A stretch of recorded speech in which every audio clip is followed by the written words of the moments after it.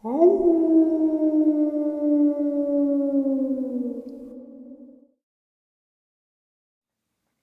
greetings and salutations, everyone. I hope everyone is doing well today. Today, I have an upload loaded with encounters that I am dying to share with you. Before we get into those, a couple links I'd like to share. As you know, I rely on Patreon and PayPal to help this channel to continue to grow and go. Those links are in the description below. Also, my merch store is finally open. There is no link in the description, but if you scroll below the video, you will see a lineup of my merchandise. You click on one of those and you can go and check out my merch right there. It's an easy display. You can follow that. I just wanted to share that with you, that link in the description is no longer valid. You just have to check the display under this video. I believe it's in between the video and comment, or what else? The other videos, I think. Also, Dogman, Frightening Encounters, Volume 1, 2, and 3, the audiobook versions. They were written and researched by Tom Lyons, narrated and produced by me, Jeffrey Nadolny. Those audiobooks are available on Audible, Amazon, and iTunes, and the links to which are also in the description as well. Now, everyone, I have taken far too much of your time. Let's get on with today's upload. Shall we? All right, guys, we are coming up on 6 years of the disappearance of Tom Mezek, November 15th. I will be putting out a special upload on that day in memory of Tom Mezek. I have been working very hard on an upload for that date. So on top of recording every day for the channel, I have been recording almost every day for this video to come out on the 15th. I have numerous interviews with people involved and shots of the area, myself in the area. It's an on-location upload. It's probably one of my best pieces of work. I'm very excited about it. I put a lot of effort and a lot of heart into it. So that will be out on the 15th. I just wanted to let you know where I'm at on that project right now. After I do that, I will be going to the location to where I had my Dogman encounter and share that with you. So let's move on to some encounters. This first part of the upload is a very interesting and very frightening confirmation to me that the Dogman is actually hunting us. This article was from a medical journal, and I will actually put the link to the journal in the description. That way you guys can see the pictures because they are too gruesome for my channel. And please don't email me for the pictures because I don't have them. Follow the link and you'll be able to see them, okay? Now, interestingly enough, the reason why I feel this is a Dogman attack is because a couple of things. Once you see the photos and once you hear the article, but interestingly enough, the location, state, county, anything was left out purposely. I believe that it was a Dogman attack. It was in a medical journal, like I said. And I believe that the government allowed the medical journal to talk about this case because there are numerous cases, new ones especially this day and age, coming to the hospitals. So let's get the doctors ready for these events. Just give it a listen and you'll see what I mean. A 30-year-old female patient presented to the emergency department after a vicious animal attack. The patient was in excruciating pain after she was attacked by an unknown animal. In addition to this, the patient endured significant wounds to her left leg, forearm, shoulder, back, ear, and face associated with skin, tissue, and muscle damage. For further evaluation, she was prescribed imaging, including rabies vaccination, antibiotics, and a tetanus booster. The imaging showed no signs of fracture. The wound was thoroughly evaluated by a trauma team. Similarly, considering the nature, size, and contamination of the wounds, a multidisciplinary intervention with plastic surgery was indicated. The wound on the patient's leg measured to be 15 centimeters in height, 12 centimeters in width. The wound had an extensive skin and subcutaneous tissue and muscle involvement, including soleus, fibraris longus, and gastrocnemius. Although the patient did not show any signs of vascular injury and had a full range of motion with sensation intact, the patient was told to continue the antibiotics. Compressive wraps were placed and the leg was splinted to prevent contracture. The patient returned to the OR 4 days after the procedure, and her lower extremity was irrigated with betadine and a DRT, dermal regeneration template, was placed. On follow-up, the DRT showed excellent take with no signs of infection, seroma, or hematoma. In addition, a meshed splint thickness skin graft was stapled in place. Moreover, the patient regularly visited the outpatient clinic for follow-ups for several months, and the splint thickness skin graft was seen to have 100% take. Similarly, a donor site showed appropriate healing. Now, when you do follow the link, these wounds are gruesome, so those of you who have weak stomachs, don't check it out. Just trust me on that. But for those of you who do, once you see it, once you hear what I just shared with you, and think about why this medical journal was allowed to share this, but didn't include the state or county or anything, it's almost like it was a prep for what is to come, what the doctors and specialists are to expect. Like the government says, all right, these things are, 2021 was a savage year for attacks. Let's get the doctors ready. Today's second part of the upload. It's worth mentioning, in the United States Infantry, Army, P is a police officer.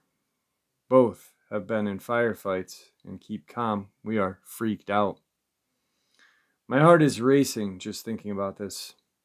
Before I start sharing this, just so you know, before last night I've had 0 encounters with paranormal, cryptids, or anything of the sort. They interest me as stories and such, but I never put too much stock into them.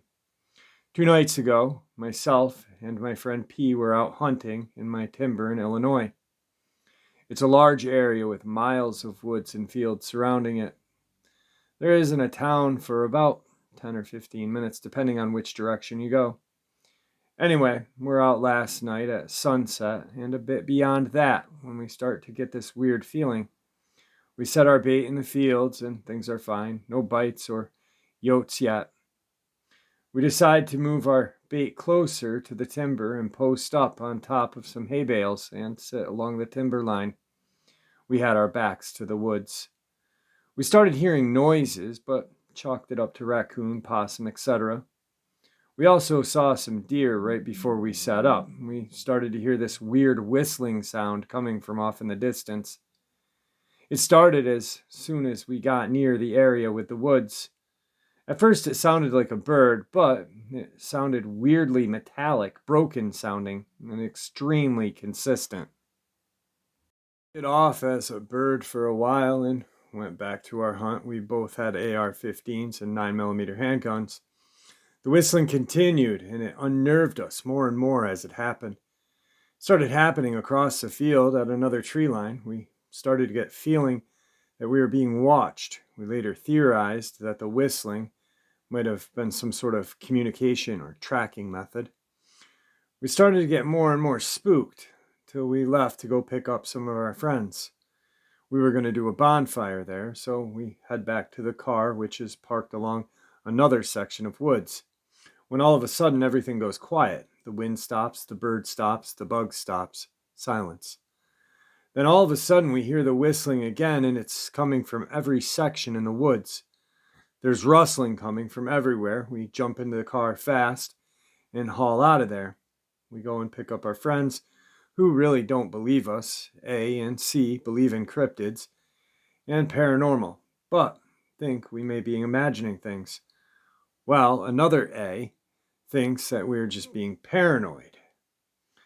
So anyway, we pick them up and head back to the area. We'll call it Moody Farm. And we want to check things out. So we load up the rifles, distribute guns, and head out. A and A stayed back at the car, while P, C, and I went out and looked around. The whistling started as soon as we got out there, and C started to realize that maybe we weren't lying or playing a prank. This is where things start to get really pinging my danger signals.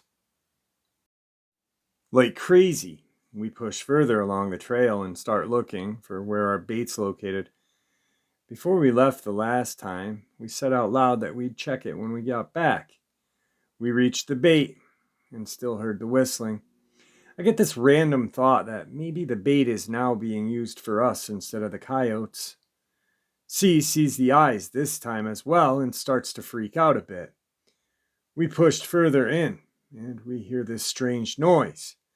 I called for a halt. P and I set up a good perimeter as best as we could, instructing C to watch the flank.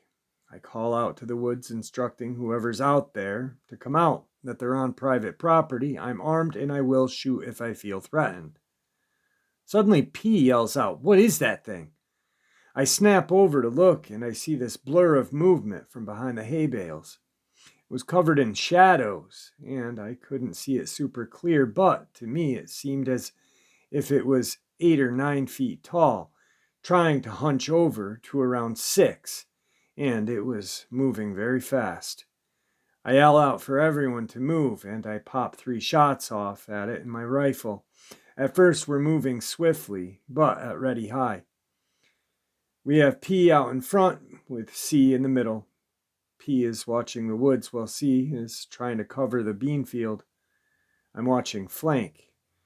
We're trying to get back to the group. I catch another blur and pop another 3 shots, trying to lay down some suppressed fire to whatever that thing is out there and following us. The whistles start to ring out loud now, and I hear a large cracking noise from the woods. I give the order to run. We start running in the same marching order, P, C, myself.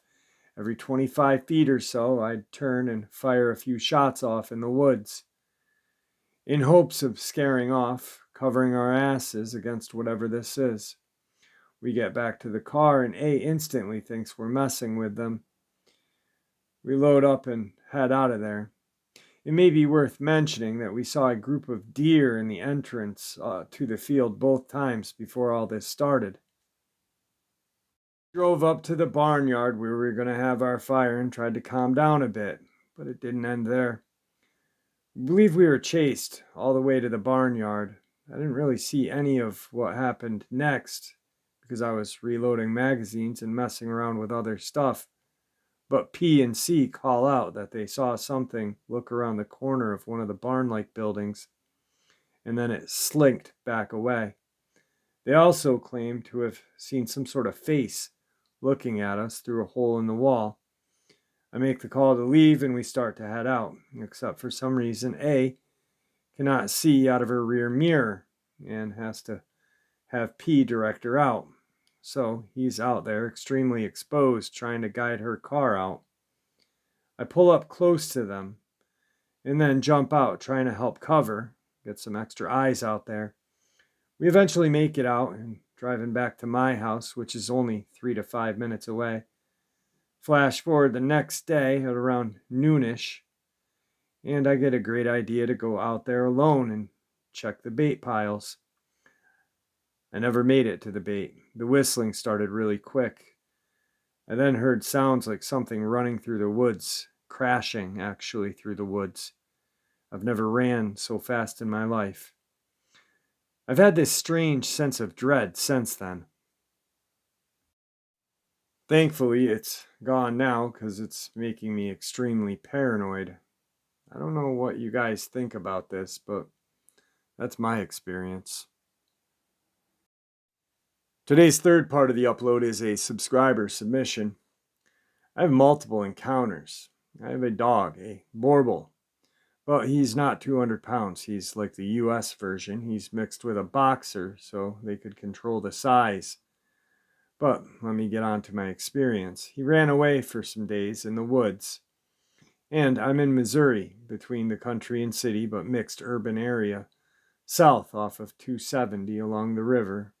Me and my brother looked for him when he first took off. We were armed with my P320 and him with his CZ Scorpion. I was walking along the field by the fence, by the woods. We both heard this deep groan growl. I felt the growl in my bones, like down to the core, like in my skin muscles. They shuddered as it happened. It lasted 3 to 5 seconds, but felt like a minute or two.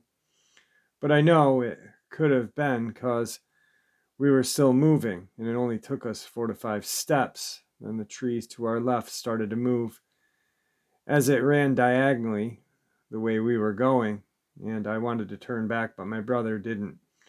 He never heard of the Dogman or anything of the such.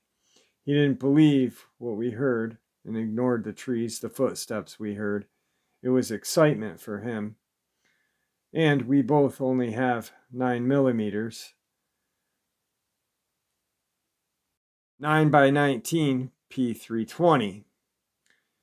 His Scorpion has a 9x19 and a 9x21 capability. I use a Vicron 365 SIG ammo, and he had been running 9x21 plus PFMJ and was a weird long 9mm that was 147 grain. I flashed my light to the left to keep my eye out, but he said something just passed in front of us, and I flashed my light. I have an Olight on my gun. He has some cheap crap from a gun show. I pulled my extra light out of my pocket.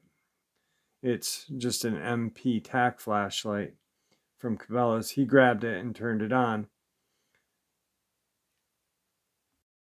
The throw was way better than what he was using, so we continued downfield. I never stopped looking around, keeping aware of my surroundings. We get toward the bottom of the field, and the fence continues but curves to the left, so we follow it. I found my dog here before when he ran away the first time months prior, but he was hiding under a bush and came running when I called, like, "Come on, let's get out of here." But back to current times, we walked past. I was watching 11 o'clock to 7. We crossed at 12 to 6. He had 1 through 5. I saw up in the trees a hulking mass, a blacker than black, the best description of darkness, that the surroundings, and it was 9 o'clock, about 20 feet in the trees. And there was a branch that extended towards us that it was reaching out for. I got my brother's attention in an instant. I said 9 o'clock. He swung left so fast I didn't see him move, and we both had lights on this thing. And in a split second we fired. I shot 6 or 7 shots. He shot between 5 to 8. We saw it hit multiple times around its neck and chest area, and a couple in the bicep. It made this noise and grabbed its left side of its body with its arm that was around the tree, fell and ran off the direction. If we were at 9, it ran 11 or 12 deeper into the woods. We immediately footed back home in like 10 minutes, cleared our guns, and reloaded. I was so shell-shocked I couldn't believe what happened, but ever since then, after my dog came back, I take him out at night between 1 and 3. I've seen something watching him and me with an orangish red glowing eyes. One time, it was a second pair of eyes lower, while the other ones was on him. I noticed them really low moving towards us and called my dog's name Loki. The thing looked at me and I reached in my jacket for my pistol. It jetted off faster than anything I've ever seen before, jumped the gate. I heard it clip the gate on the way out. Ever since then, I told my fiance not to take him out at night. I'd do it. And why? And she laughed and shrugged it off. I bought a 300 Blackout AR-15 and use 125 grain Frontier ammo, great ammo for hogs and stuff with body fat, so I think it'll do some damage. But she took the dog out one time when I was on the toilet at like 11 or 12, and I didn't know it. She called my phone yelling, saying, "Come now, bring gun, hurry." So I grabbed basketball shorts off the recliner in our room, grabbed a rope out of the closet, grabbed the SIG and the AR, threw the AR sling over my back, and ran to her and handed her the SIG and said, "What's going on?" She told me and pointed to where I seen the orange eyes before and said something was out there crouched, because I saw the glowing eyes low at the gate and they grew in height taller than the gate. I said, "Babe, you just had your first Dogman encounter." I called the dog and we went in. Now she won't talk. Now she won't walk the dog, period, but I've seen and dealt with its bluff charging at me multiple times when walking him and taking the trash out.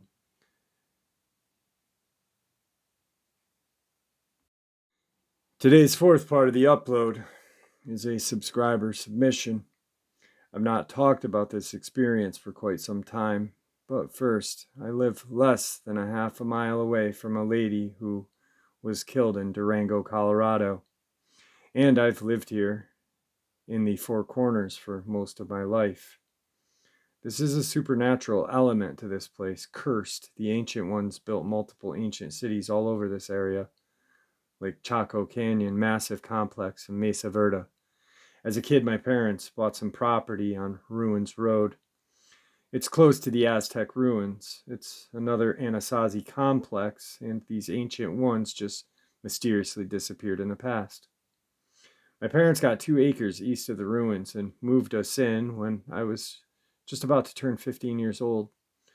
It's a beautiful place, beautiful piece of land right next to the river, but the place gives me an uneasy feeling, even after all of these years. When we got settled in, I made friends with most of the neighborhood kids my age. There were 2 girls that lived west of me, and I didn't have a problem sneaking out at night to see Laura. She was the same age as me, and we both had a little crush on each other. So, me being the one who would head out at night to sneak into her room, it was no problem for me to walk down the Ruins Road at night. After a couple weeks of this, I had one of the most terrifying experiences of my life. It was about midnight, and Laura had to go with her parents in the morning, so I was going to head home so she could get some rest. I started back on the trails to Ruins Road, and I heard something moving throughout the cedar trees. I stopped and looked around to try to see what was making these noises. When I stopped, the noises stopped, but every time I started walking, I would hear the same noise coming from behind me. I hastily made my way to the road. For some reason, I figured I would get away from whatever was following me once I made it to the road. It was a very dark night, but the moon was out, and when the clouds would clear, the night would lighten up good enough to see what was behind me. But whenever the clouds would cover it, it was so dark I couldn't see much. I kept hearing the noise, and I kept up the pace. I was moving, for fear was overwhelming, a deep sense of fear, almost like I was going to die. I started to hear this tapping of whatever was behind me on the asphalt, like nails hitting the road. That's when I thought my heart was going to come out of my chest. I stopped and turned around. I could see it now, with no trees to cover it on the open road. It was huge, dark, and terrifying. It was at least 7.5 feet tall. Eyes were glowing red. The silhouette was hulking, broad shoulders, just massive. It was probably 20 yards away from me, but as I saw it might have been closer. I turned and ran as hard and fast as I could. It was right behind me, moving up to me. I ran till my chest was on fire, breathing so hard my legs were going to give out. I didn't know what I could do to defend myself against this beast.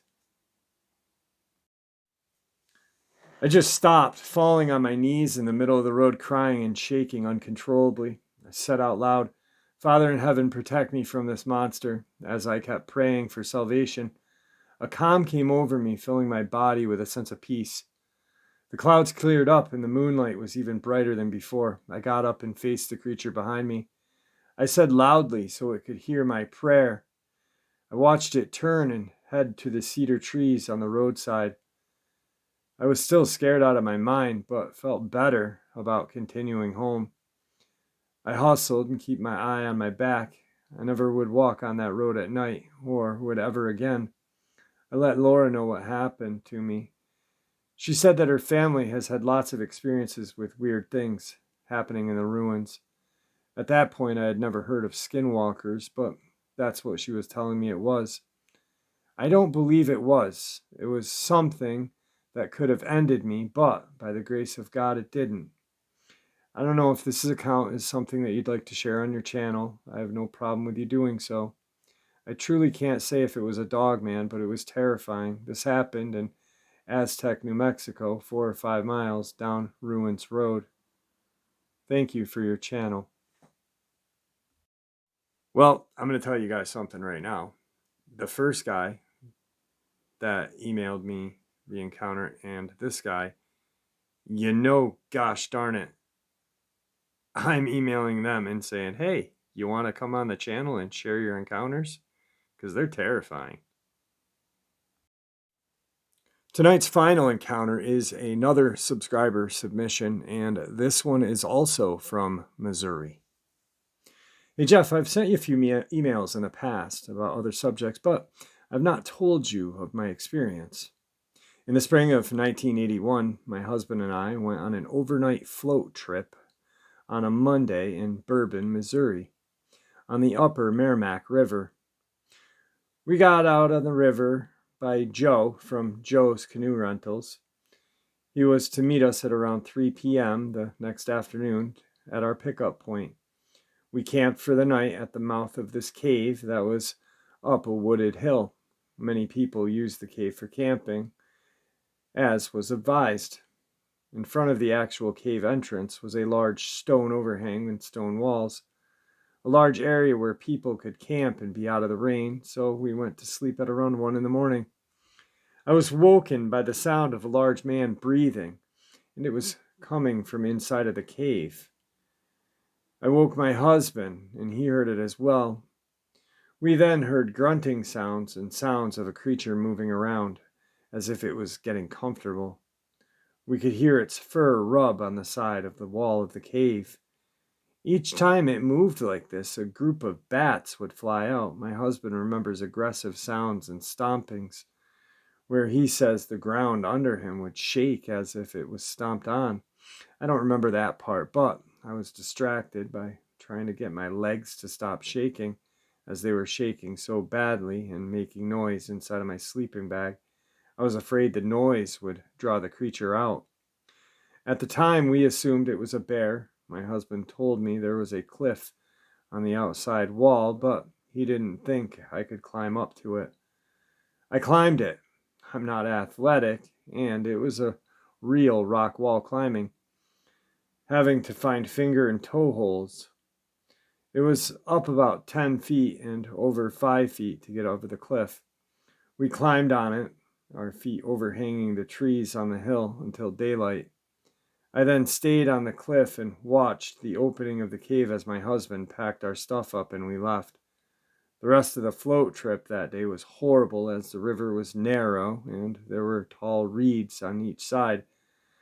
I was afraid something was going to come out of those reeds and grab us. We finally met up with Joe, and we asked him if there were any bears in Missouri. The Department of Conservation had said at the time there were no bear in Missouri. Joe said, yeah, and we said, well, we had one in the cave last night. What he said next was strange. He said, oh, they're just little honey bears, not much bigger than a good-sized dog. He said, Kansas didn't have any turkeys, and we don't have any bears. So we gave them some turkeys, and they gave us some bears. I now wonder if he just said that all because he knew something was out there and didn't want word to get out that may affect his business. There weren't supposed to have been any bears in Missouri at that time, but we all know how it goes. Most likely there was, but I mostly wonder about my husband hearing aggressive sounds and stompings that shook the ground underneath him. Would a bear be big enough to do that? It doesn't seem likely to me. So we don't know what we had in that cave that night. What do you think? Well, I think you're right. I think Joe is a little crazy. Um, I mean, who says, oh, it's just a honey bear? Not much bigger than a good-sized dog. He said Kansas didn't have any turkeys, and we didn't have any bear. So we gave them some turkeys, and they gave us bear? Joe kind of seems like a dipshit. Sorry, Joe. But yeah, to be honest, I don't think it was a bear. I think you had a possible experience with a Dogman or a Bigfoot. Um, I mean, there's actually discussion on Momo, what the heck Momo is. Is it a Dogman? Is it a Bigfoot? Um, I really don't know. I'm kind of leaning towards a large werewolf-like creature, like Victor talks about, and Kunbo. No tail, but a smaller snout. That's what I think Momo is, the Missouri Monster. But I've never been there. I've never seen it. I've only read about it. Um, so yeah, I guess there are some places in the United States that I would love to travel and do some really good investigative kind of reporting for the channel. Uh, I'm gonna start doing that actually, and start going to different places this spring. But I'm gonna get the Tom Mezek case done and my experience done. Maybe a couple others along the way. What do you guys think? Anyway, with that, I hope you all enjoyed tonight's upload. I want to encourage you all to be kind to each other. And with that, my friends, farewell, and may the Great Spirit watch over us all and guide us through our path of life.